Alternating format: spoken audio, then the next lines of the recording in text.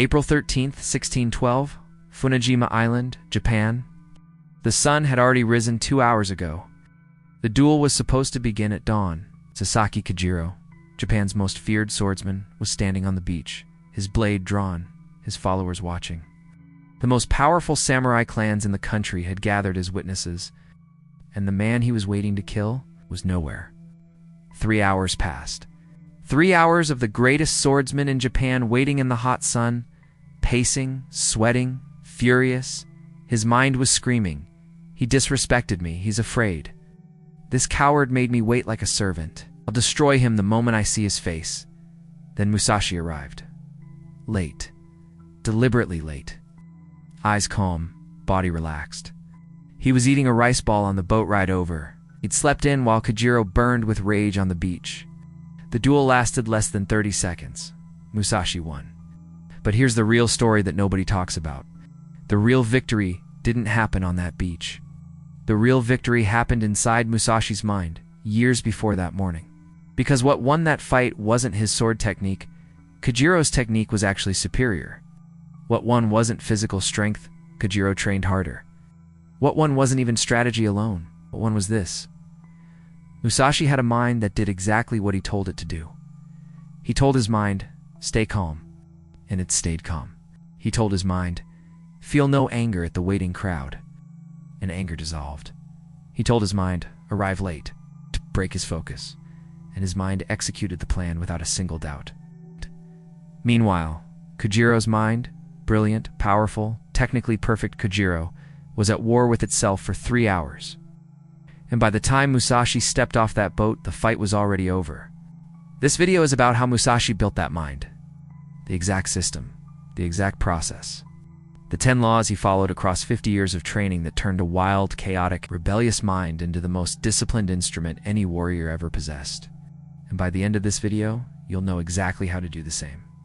Before we begin, subscribe to the channel, hit the like button, and comment below. What does your mind resist most? Tell me honestly. Procrastination? Fear? Overthinking? Drop it below. Let's enter the way. Chapter 1. The Discovery, the Cave of Ibuki, when Musashi met his real enemy. Year 1604. Location: Mount Ibuki, Jimi Province, Japan. Musashi was 21 years old, already a legend in his own time. 14 confirmed kills in official duels. Undefeated. His name whispered in every dojo, with a mixture of fear and awe. He had just destroyed an entire school of swordsmanship, the Yoshioka clan, in a single day. Killed the master, then killed the master's brother, then killed 12 of their best students in an ambush they themselves had arranged against him. By all accounts, Musashi should have been celebrating. Instead, he walked alone into the mountains, found a cave, and stayed there for 30 days. His training partner, a young warrior named Jiro, tracked him down on day 12. He found Musashi sitting completely still at the mouth of the cave. Staring into the forest, Musashi, the whole country is talking about what you did. You're untouchable now. Why are you hiding in a cave like a monk? Musashi said one sentence. Because I almost lost. Jiro was confused. Musashi had won every fight. He hadn't even been seriously wounded. What do you mean almost lost? You killed 12 men? Musashi turned and looked at him, not to the sword, to myself, and that was the beginning of everything.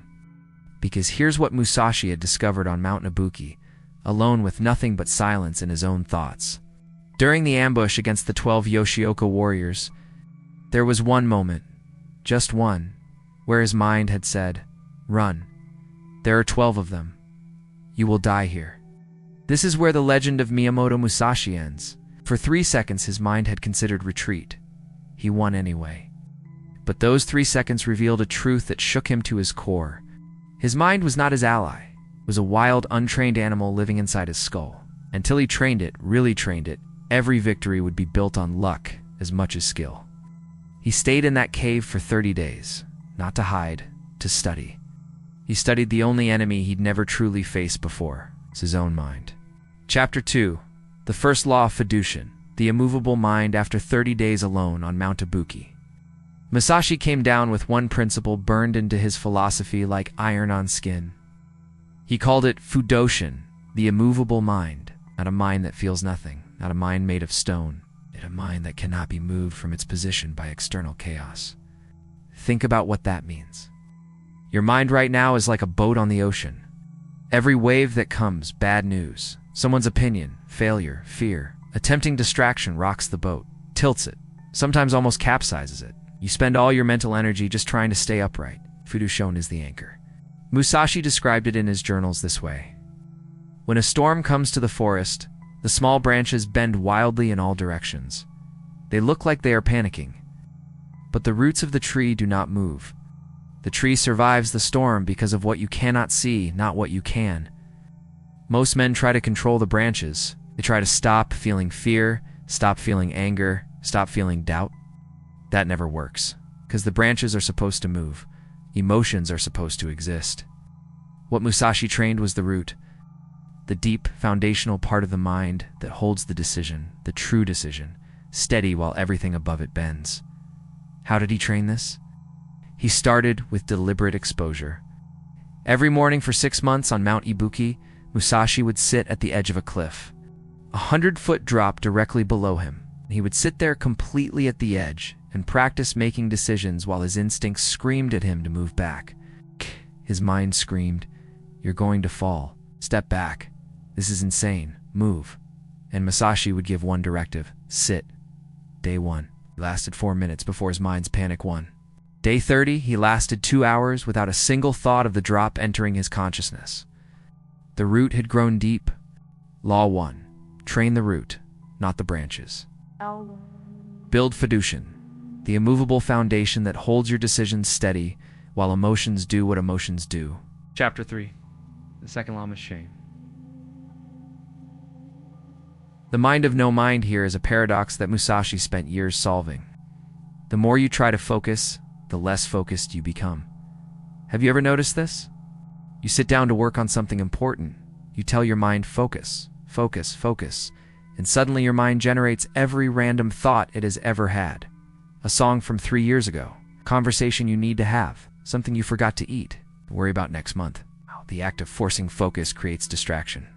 Musashi discovered this early in his dueling career. He wrote, "When I entered a duel thinking about technique, my body was slow. When I entered a duel thinking about nothing, my body was lightning."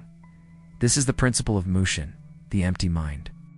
Or more accurately, the mind that has been so thoroughly trained that it no longer needs conscious direction to execute. Think of it this way. When you first learned to walk as a child, every step required enormous concentration. Shift weight left, balance, move right leg, don't fall, balance, move left leg. Now you walk without thinking about any of that. Your body executes the program automatically because it's been trained tens of thousands of times. Mushan is the same principle applied to everything: focus, courage, action, endurance. You train the behavior so consistently, so systematically, that the mind no longer needs to be told to execute it. It simply does. Musashi trained Mushin by repeating single movements: a sword cut, a specific stance, a breathing pattern, 10,000 times each. Not 100, not 1,000, 10,000, till the movement was not a decision but a reflex. He then applied this same approach to mental states. He trained calm 10,000 times. He trained decisiveness 10,000 times, till these were no longer things he had to choose. They were simply what his mind did. Law 2. Stop trying to force your mind. Train it so deeply that the right response becomes automatic. The goal is not control, it is programming. Chapter 4. The third law, Zanshin, the mind that never relaxes its awareness. The year is 1607, Musashi is 25. He has now won 23 duels without a single defeat. He is walking through a marketplace in Kyoto when he feels something. Not a sound, not a sight, just a feeling. He moves left. A throwing dagger embeds itself in the wooden post exactly where his head had been. The assassin, hired by a student of one of the men Musashi had killed, disappears into the crowd. Never caught, never identified. How did Musashi know Zanshin, Japanese martial arts? Zanshin means remaining mind. It is the state of relaxed, expanded awareness that a warrior maintains at all times. Not tense, not paranoid, but awake. Most men walk through the world with what Musashi called a dead mind, a mind so consumed by internal chatter, by planning, by replaying, by worrying, that it has zero capacity left to perceive what is actually happening around it. The man checking his phone while crossing the street. The man so deep in thought about his problems that he misses the opportunity standing right in front of him. The man so consumed by his own internal story that he cannot read the room, cannot see the signs, cannot respond to what is real. That is the dead mind. Zanshin is the opposite, is the mind that stays present, that maintains a soft peripheral awareness of everything while fixating on nothing. Musashi trained this by practicing what he called empty walking. Every day for 1 hour, he would walk through a crowded place with one rule. His mind was not allowed to generate a single internal narrative. No plans, no memories, no opinions. Just pure present moment perception. He described it as walking like water flows, going everywhere, sticking to nothing. Within 6 months, his perception had expanded to a degree that felt almost supernatural to those around him. He could sense intent before action, could read a room in seconds, could spot the hidden reality beneath the visible surface. Law 3. Keep the mind alive and present. Train Zanjin, the expanded awareness that makes you impossible to ambush in duels and in life. Chapter 5, the fourth law. Sutimi, the mind that surrenders attachment to outcome. This one is the one that breaks most men. 2 years before the famous duel with Kojiro, Musashi's preparing. Everyone, his allies, his advisors, even the monks he'd studied with, told him the same thing. Don't do it. Sasaki Kojiro is unbeatable. His technique is perfect.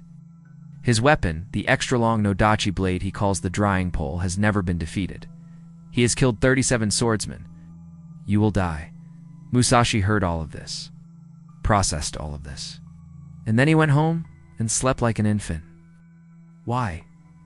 Because Musashi had trained what he called sutemi, the mind that releases attachment to outcome. This is not the same as not caring. Musashi cared deeply about mastery, about winning, about the way of the sword. But he had trained his mind to release attachment to what he could not control. He could control his preparation. He could not control Kojiro's ability. He could control his strategy. He could not control fate. He could control his mind. He could not control death. So he controlled what he could, completely released the rest. Most men do the opposite. They obsess over what they cannot control, the outcome, other people's opinions, what might go wrong, and neglect what they can control, their preparation, their mindset, their execution. The result, mind consumed by anxiety about variables it cannot change. And paradoxically, that anxiety degrades the very performance that might have changed the outcome, Musashi wrote. The man who fears death is already half dead before the duel begins. Release attachment to living. Execute perfectly. Whatever comes, comes. This is not fatalism. It is strategic liberation. When you remove the mental weight of outcome anxiety, you gain access to 100% of your cognitive and physical capacity. Law 4. Release what you cannot control with absolute completeness. Train Sutemi, the liberated mind that performs at full capacity, because it carries no weight from outcomes it was never able to determine. The fifth law, Ma, the sacred pause before action. Now we enter the principle that Musashi called his secret weapon in conversation. Not the sword, not strategy, the pause. Ma in Japanese means negative space, or the conscious gap between stimulus and response. In music, Ma is the silence between notes that gives the melody meaning. Remove the pauses, and you don't have music, you have noise. In combat, Ma is the gap between an opponent's attack and your response. The warrior who controls Ma controls the entire rhythm of the fight. In the mind, Ma is the space between a thought or impulse and the action that follows it. And here is where most men's minds betray them completely. When their mind says check your phone, the action follows in less than half a second. There is no pause. There's no decision. There's just pure impulse to action-reaction. When fear says back down, they back down. When craving says eat it, they eat it. When their mind says just this once, they follow. There is no Ma. There is no gap. The mind pulls the strings and the man dances. Musashi trained Ma through a specific daily practice. Every morning, he would sit in stillness for 1 hour, but not normal stillness. He would deliberately generate thoughts. He would intentionally create impulses. The impulse to stand up. The impulse to scratch an itch. The impulse to stop the practice. And between each impulse and any response, he would insert a 10-count pause. Impulse. Stand up. 1, 2, 3, 4, 5, 6, 7, 8, 9. Decision. Remain seated. Over months, this pause became natural, automatic, in every area of life. He'd feel fear, pause, then decide how to respond. He'd feel anger, pause, then decide. He'd feel temptation, pause, then decide. The pause turned him from a reactor into a decider. Law 5. Train Ma, the sacred pause. Install a gap between every impulse and every action. That gap is where your freedom lives. Chapter 7. The 6th law. Sen no sen. Strike the mind before the body. By the time Musashi was 30. His dueling philosophy had evolved beyond what any of his contemporaries could comprehend. Lesser warriors trained to defeat the body. Musashi trained to defeat the mind. He called this principle sen, no sen, initiative within initiative, striking before the strike, not physically, mentally. In the Kajiro duel, this is what the 3-hour wait was about. By arriving late, deliberately, Musashi had already attacked Kajiro's mind before a single blade was drawn. He'd turned Kajiro's razor-sharp focus, his greatest asset, into a liability. 3 hours of waiting, rage-building, concentration, fracturing. When Musashi stepped off the boat, Kajiro didn't attack a focused, prepared warrior. He attacked a man who'd been awake since dawn, burning with fury. Standing in the sun, having catastrophically convinced himself of a dozen different narratives about what Musashi's lateness meant, the fight was over before it started. Musashi applied sen no sen to his own mind as well. He understood that most mental battles are lost before they begin, because you allow your mind to arrive already defeated. You enter the difficult task already telling yourself it's too hard. You enter the uncomfortable conversation already expecting the worst. You approach the challenge already negotiating an exit strategy. So Musashi developed a pre-battle ritual for the mind. Before any significant challenge, he would spend 30 minutes mentally rehearsing only one version of events, the version where his mind was completely aligned, completely obedient, completely powerful. Not the version where he failed, not the version where it was too hard. Only the version where his mind obeyed every directive without hesitation. By the time he walked into any challenge, his mind had already won it 10 times over in rehearsal. Law 6. Strike your own mind before the battle begins. You sen no sen, attack your mental resistance in advance through deliberate rehearsal of your own obedience. Chapter 8. The 7th and 8th laws, Hajoshin and Shoshin, the everyday mind and the beginner's mind.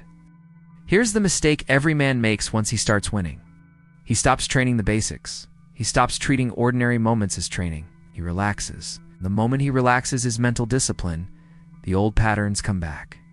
Slowly at first, then faster, until he looks in the mirror one day and realizes his mind is running him again, not the other way around. Musashi had a rule that he never broke in 50 years. He called it Hajoshin. The everyday mind is the way mind. It means this: the mental state you train every ordinary day is the mental state you'll have in extraordinary moments. If you practice mental discipline only when the stakes are high, you'll have none when the stakes are highest. Every morning when you wake up, that's a training session. Every time you pick up your phone when you said you would int that S, a training session. Every small discomfort you endure without complaint, training. Every small temptation you deflect, training. Every tiny promise you keep to yourself, training. The ordinary moments are the training. Big moments are just the exam. And paired with Hajoshin, Musashi trained Shoshin, the beginner's mind. After winning 61 duels undefeated, Musashi would still sit with young students and say, "Teach me. What do I not know? What mistake am I making that only a beginner can see?" He wrote, "In the beginner's mind there are many possibilities. In the expert's mind there are few. A mind that believes it has mastered itself has stopped growing. And a mind that stops growing begins dying." Shita stayed a student of his own mind until the day he died. Law 7. Train Haijoshin. Treat every ordinary moment as sacred training ground. Law 8. Train Shoshin. Never believe your mind is fully mastered. Stay a student forever. Chapter 9. The ninth law, Dokkodo, the way of walking alone. He was 62 years old. He had Parkinson's disease. His famous sword hand shook when he tried to write. He knew the end was coming. And in those last days in that cave, he wrote 2 documents. The first was the Book of 5 Rings, his complete martial philosophy, gifted to his best student. The second was Dokkodo, the way of walking alone. 21 precepts, his final message to the world about how a man must command his own mind. These are not gentle suggestions, they are commands. Do not seek pleasure for its own sake. Do not pursue luxury. Do not act following customary beliefs. Accept everything just the way it is. Do not regret what you have done. Never be jealous. It's in all things. Have no preferences. Read those again slowly. These are not restrictions. They are liberalisms. Musashi had discovered the deepest law of mental mastery. The mind's most powerful chains are not forged by enemies. They are forged by desire for comfort, fear of loss, and need for approval. The man who needs luxury to feel okay is enslaved by luxury. The man who needs approval to act is enslaved by others' opinions. The man who lives by habit without questioning it is enslaved by his past. Musashi spent 50 years systematically cutting every chain, not to become a cold, emotionless machine, but to become free. Completely, radically, dangerously free. Free to decide, free to act, free to be exactly who he chose to be, without his mind sabotaging that choice in pursuit of comfort. Law 9. Train Dokkodo systematically identify every chain your mind wears and cut them one by one. True mental mastery is not control, it is freedom. Chapter 10. The 10th law, the final teaching. The Master's secret. Now I'm going to tell you the one thing Musashi said that almost nobody talks about. Not from the Book of 5 Rings, not from Dokkodo. From a letter he wrote to his only acknowledged student, Taro Magono-jo, 1 week before his death. A letter that historians almost missed, that was kept private for 200 years. In it, Musashi wrote something extraordinary. He wrote, "You have studied my technique. You have memorized my principles. You have trained harder than any student I have known. But you have still not understood the one truth that took me 40 years to learn. The mind does not obey because you force it. The mind obeys because you have shown it, through 10,000 small proofs, that your decisions are trustworthy. Every time you told your mind to act and then acted, your mind learned. This master keeps his word. Every time you told your mind to endure and then endured, your mind learned. This master is real. You cannot trick your mind, cannot bully it permanently. You can only earn its obedience. The way a general earns the loyalty of his soldiers, not through fear alone, but through being the kind of commander worth following." Read that again. Read that again. Most men try to dominate their minds through pure force of will. It works for a day, a week. Then they collapse back. As force alone doesn't build loyalty. What Musashi is describing is a relationship between you, the decision maker, and your mind, the instrument. And like every relationship worth having, it is built on one thing above all others: consistency. Every small decision you keep, every small discomfort you endure, every small promise you honor to yourself in private, when no one is watching, these are deposits in the account of your mind as trust in you. And once that account is full, once your mind has accumulated 10,000 proofs that you are a master worth following, the obedience comes naturally. It's not because you forced it, because you earned it. That is the 10th law. That is the final teaching. Law 10. Earn your mind's obedience through unbroken consistency in small things. Be a master worth following. Your mind is not your enemy. It is waiting to see if you are worthy of its loyalty. Outro 2 minutes on June 13th, 1645, the same day he finished writing. Dokkodo Miyamoto Musashi sat in Rigando Cave, crossed his legs, straightened his spine, and he died in that exact position, in perfect stillness, perfect composure. A mind so trained, so disciplined, so completely aligned with the man inside it that even death came on his terms. No panic, no grasping, no internal chaos at the final moment, just a warrior giving his last directive. It is time, and his mind obeyed. Here are the 10 laws he left behind. Law 1. Fudoshin builds the immovable root. Train the foundation, not the surface. Law 2. Machine. Program your mind so deeply that the right response needs no conscious command. Fight. Law 3. Zanshin. Keep the mind alive, present, and expanded at all times. Law 4. Sutemi. Release attachment to outcome. Liberate your full capacity. Law 5. Ma. Install the sacred pause between impulse and action. Law 6. Sen no sen. Strike your resistance in advance through deliberate mental rehearsal. Law 7. Hajoshin. Treat every ordinary moment as sacred training. Die 8. Shoshin. Stay a beginner. The master's mind that stops learning has started dying. Law 9. Dokkodo. Cut the chains of comfort, approval, and habit. Earn your freedom. Law 10. Earn obedience through consistency. Be a master worthy of your own mind's loyalty. These are not motivational quotes. These are battle-tested laws from a man who went 61 duels, including fights where he was outnumbered, ambushed, and outskilled on paper, without a single defeat, because his mind never once betrayed him. Your mind's resistance is not permanent, and it is not a character flaw. It is not who you are. It is simply the result of years of untrained patterns. And what has been trained in one direction can be trained in another. The question is whether you are willing to treat your mind the way Musashi did, not as an enemy to be fought, not as a master to be served, but as a tool to be trained. It's an instrument to be forged. Starting today, starting with the smallest possible directive and keeping that directive every single time. That is the way of Musashi. Now go establish mastery. Now, go forge the mind. Now go walk the way of the warrior, the real way, the way that begins not on a battlefield, but in the silence of your own consciousness. Subscribe to the channel. Hit the notification bell. Drop in the comments. Which of these 10 laws do you need most right now? Write it down. Name it. That public declaration is your first step toward enforcement. The legend isn't built in the duel. The legend is built in the 10,000 mornings before it, when you decided and your mind obeyed. Aikuzo. Let's go.